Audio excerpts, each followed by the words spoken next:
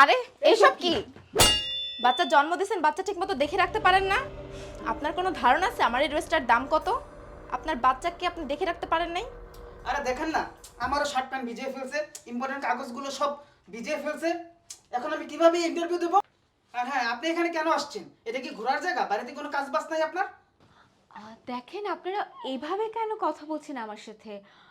আর ও একটা ছোট বাচ্চা, ওকে নিয়ে আপনারা এইভাবে ব্যবহার করছেন আমার সাথে। আর আমি খুব তাড়াহুড়ো করে আসার কারণে আমি ওকে ডাইপারটা পরাতে পারিনি। আর হ্যাঁ, আমিও জানি এটা পার্ক না, এটা একটা কর্পোরেট অফিস। আর আমিও এখানে ইন্টারভিউ দিতে এসেছি। কি কি বললি তুই? তুই এখানে ইন্টারভিউ দিতে আসছিস? তুই আগে পার্কে যা, সেখানে গিয়ে তোর বাচ্চাকে নিয়ে খেলা কর। আরে আপনার বিয়ে হয়েছে, সন্তান আছে, আপনি ঘর সংসার করবেন, এখানে ইন্টারভিউ দেওয়া লাগবে কেন আপনার? কি বলছেন আপনারা? আপনারা কি এখনো সেই আদি যুগে পড়ে আছেন? এটা 2025 সাল। আর একটা জব, একটা ছেলের এবং মেয়ের সমান অধিকার। আর আপনারা যেটা বললেন না যে বাসায় থাকবো, স্বামীর সব কিছু মেনটেন করবো, ওইটা আমার আলাদা একটা পার্ট। আর আমার কোয়ালিটি আছে, সো আমি কেন বাসায় বসে শুধু রান্নাবান্নাই করব? আমার কোয়ালিটিটাকেও তো আমাকে কাজে লাগাতে হবে। আচ্ছা, কি বলছিলেন যে আমি এখানে কি করছি? আমার তো স্বামীর ঘর সংসার, শ্বশুরবাড়ি মেনটেন করার কথা। আপনার বোঝা ভুল আছে। একটা মেয়ের শুধু বিয়ের পর তার শ্বশুরবাড়ি আর স্বামীর ঘর মেনটেন করা সেটা তার কাজ না। তার যদি কোয়ালিটি থাকে, সে অবশ্যই সে তার কোয়ালিটিটাকে কাজে লাগাবে। এবার আসেন আমার বাচ্চার কথা। আমার বাচ্চা, এটা আপনাদের সমস্যা বলছেন তো? এটা কোনো সমস্যাই না। আমি যে জব করতে এসেছি না, আমি যখন জব করব, এটার পাশাপাশি আমার শ্বশুরবাড়ি, আমার স্বামী এবং আমার বাচ্চার দেখভালটাও আমি করে নিতে পারবো। ওটা নিয়ে আপনাদের চিন্তা করতে হবে না। আসছে, জব করবে, পাগল কোথাকার। পুরান পাগলে ভাত পায় না, নতুন পাগলের আমদানি। বসো।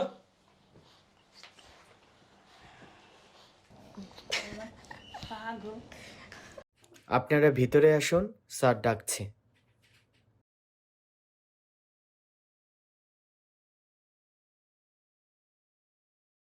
ওয়েলকাম গাইস, কেমন আছেন সবাই? হ্যাঁ স্যার, ভালো। আলহামদুলিল্লাহ স্যার, ভালো। কি ব্যাপার, তুমি এখানে কি করছো? এখানে কি চাকরির ইন্টারভিউ চলছে নাকি যে সরাসরি এখানে চলে আসছো? তোমাকে কে ঢুকতে দিল এখানে? স্যার, আপনার কোথাও ভুল হচ্ছে। আমি কোনো চাকরির ইন্টারভিউ দিতে এখানে আসিনি। আমি এখানে ম্যানেজার পোস্টের যে ভ্যাকেন্সি আছে সেটা দেখে ইন্টারভিউ দিতে এসেছি। কি বলে তুমি? ম্যানেজারের পোস্টে চাকরি করতে চাচ্ছ তুমি? বাহ! এই, তুমি একটা বিবাহিত মেয়ে, বাচ্চা নিয়ে তুমি চলে আসছো ম্যানেজারের পোস্টে চাকরি করার জন্য? তোমার মাথা ঠিক আছে? হ্যাঁ, নিজের দিকে একবার তাকিয়েছো? আর ভালো করে মন দিয়ে শুনে রাখো, প্রত্যেকটা বিবাহিত মেয়ের কাজ হচ্ছে বাচ্চা, স্বামী, সংসার সামলানো, ঠিক আছে? অফিসে কাজ করা না। তাই চলে যাও এখান থেকে। আর শুনলাম কোন বাচ্চা যেন অফিসটা নোংরা করেছে, এই বাচ্চা নাকি? হ্যাঁ স্যার, এই বাচ্চাটি আমার ড্রেসটা নষ্ট করে ফেলেছে। স্যার, এই বাচ্চাটাই স্যার, এই যে আমার পেপারস গুলো স্যার ভিজিয়ে ফেলছে। কি, এতটুকু সময়ের মধ্যে এত কিছু হয়ে গেল আর আমি কিছুই জানলাম না? এই, আপনাকে বাচ্চা নিয়ে কে আসতে বলছে হ্যাঁ অফিসে? আপনার কোনো ধারণা আছে এখানে দেশ বিদেশ থেকে কত ভাইয়ার আসে? হ্যাঁ, আমরা কত হাইজিন মেনটেন করে আমরা অফিস করতে হয়, আর সেখানে আপনার বাচ্চা নিয়ে আসেন, অফিসটা নোংরা করে ফেলেছে। কেন নিয়ে আসছেন আপনি? স্যার, আপনি এটা কি বলছেন? ও একটা ছোট বাচ্চা, ও কোনো করোনা ভাইরাস না যে ওর কারণে পুরো অফিসটা ভাইরাসে ভরে যাবে। আর আমি একজন মা, আর একজন মা হয়ে কি জব করতে পারে না? এটা আপনাদের কেমন একটা রুলস আমি বুঝতে পারছি না। প্লিজ স্যার, আপনি আমার ইন্টারভিউটা নিন, দেখুন আমার কোয়ালিটি আছে কিনা। আর আপনি যদি আমার ইন্টারভিউটা না নেন তাহলে কিন্তু আমি আপনাদের হেড অফিসে বিচার দিব। ও আচ্ছা, আপনার কাছে মনে হচ্ছে ইন্টারভিউটা খুব ইজি, তাই না? ওকে, ইন্টারভিউ নিচ্ছি। আচ্ছা, আপনাদের পেপারসগুলো দেন প্লিজ। Thanks, thank you. আপনারটা? স্যার, আমার কাছে এখন কোনো পেপারস নেই, বাট আমার পেপারসগুলো আমার ফোনে আছে, আই মিন প্রোফাইলগুলো। আপনি চাইলে আমার ফোনটা চেক করতে পারেন। স্যার, একটু কাইন্ডলি ফোন থেকে দেখবেন প্লিজ। কি বললেন আপনি? এই, আপনি কি সকাল সকাল কিছু খেয়ে আসছেন? শুনুন, আমি এবার প্রোফাইল দেখতে চেয়েছি, মোবাইল না, বুঝতে পেরেছেন?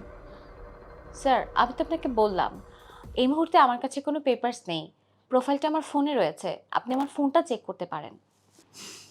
বাহ, আপনি একটা মাল্টি ন্যাশনাল কোম্পানিতে জব করতে আসছেন আর প্রোফাইল নিয়ে আসেন নাই, আবার বলতেছেন আপনার প্রোফাইল ফোন থেকে দেখতে। ভালো, মানে সকাল সকাল যত সব পাগলের সাথে আমার দেখা হচ্ছে আজকে। আচ্ছা দিন। Sir please.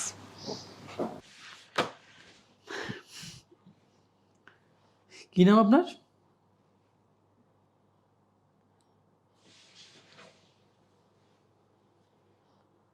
ঐশী চৌধুরী?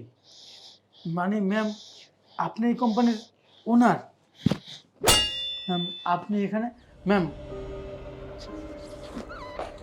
হ্যাঁ, একদম ঠিক ধরেছেন, আমি ঐশী চৌধুরী, এই কোম্পানির ওনার। সরি ম্যাম, হ্যাঁ অ্যাকচুয়ালি আমি আপনাকে চিনতে পারিনি, সরি ম্যাম, প্লিজ সিট। আরে রাখেন আপনার বসা, কতক্ষণ ধরে বাচ্চাটা নিয়ে দাঁড়িয়ে আছি, কই এতক্ষণ তো বসতে বললেন না? যেই পরিচয় পেলেন তখন বলছেন ম্যাম বসেন, কি শ্রদ্ধা আর কি সম্মান দেখাচ্ছেন, তাই না? তোমাকে এত সাহস কে দিয়েছে ইন্টারভিউ বোর্ডে মানুষের পার্সোনালিটি, মানুষের অবস্থা, মানুষের ইন্টারনাল কিছু জিজ্ঞেস করে তাকে অসম্মান করার এইভাবে? আচ্ছা, আর আপনি কি বললেন যাদের বাচ্চা আছে তারা কেন ইন্টারভিউ দিতে আসবে? তারা তো থাকবে বাড়িতে, তারা তো শ্বশুর বাড়ি মেনটেন করবে, স্বামীর দেখভাল করবে, তারা কেন ইন্টারভিউ দিতে আসবে, তাই না? হ্যালো, রানী রক্তিমের কথা মনে আছে? যে কিনা তার বাচ্চাকে পিঠে করে যুদ্ধে ইংরেজদের সাথে লড়াই করেছে। আর ওনারা যদি লড়াইটা না করতো না, তাহলে যে আজকে এসে না ইংরেজের গোলামি করতে হতো, ফুটফাট ইংলিশে বলো, এগুলো বলতে পারতে না। আর ওনার মতো নারীরা যদি যুদ্ধ করতে পারে বাচ্চাকে খাপড় দিয়ে পিঠে রেখে, আর আমরা 2025 সালে এসে একটা স্মার্ট ডিজিটাল উইমেন, আমরা কেন জব করতে পারবো না?